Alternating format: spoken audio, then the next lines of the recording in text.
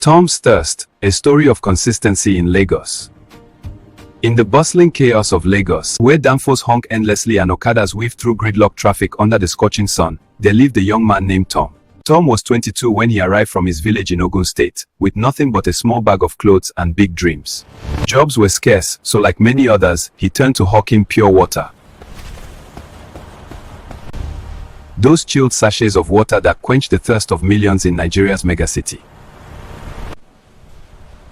Every morning at 5 a.m., Tom would wake up in his shared room in Agege.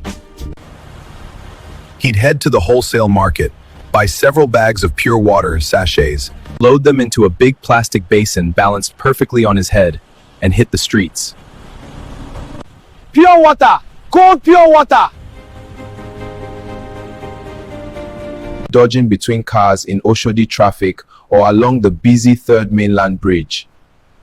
The sun beat down relentlessly, dust from the roads coated his clothes, and sometimes drivers would speed off without paying or even splash dirty water on him.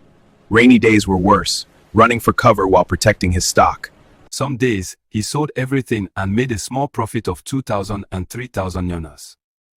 Other days, sales were slow, and he'd barely cover his costs. But Tom was consistent. Rain or shine, traffic or no traffic, he was out there every single day. No excuses. He smiled at customers, gave honest change, and even helped elderly buyers when he could. If I stopped for one day, he'd tell himself, that's one day less toward my dream.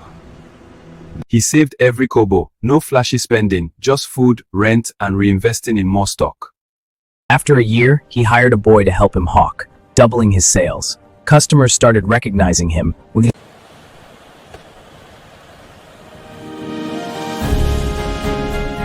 that reliable Tom with the cold water. 2 years in, Tom had saved enough to buy a small freezer from a wholesaler. Now he could chill his own water overnight, making it colder and more appealing. Sales boomed. He moved to a better spot in Ikeja, built relationships with bus drivers and market women who bought in bulk. Consistency paid off slowly but surely. 5 years later, with 1 million saved, a small loan from a cooperative, Tom rented a small space and bought basic equipment, a borehole, filters, and a manual sealing machine.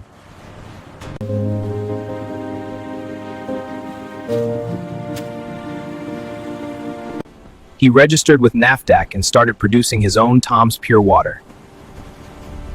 At first, it was tough. Power outages, competition from bigger brands. But I applied the same rule. He produced every day, ensured top quality, clean, no contaminants, and delivered personally to build trust.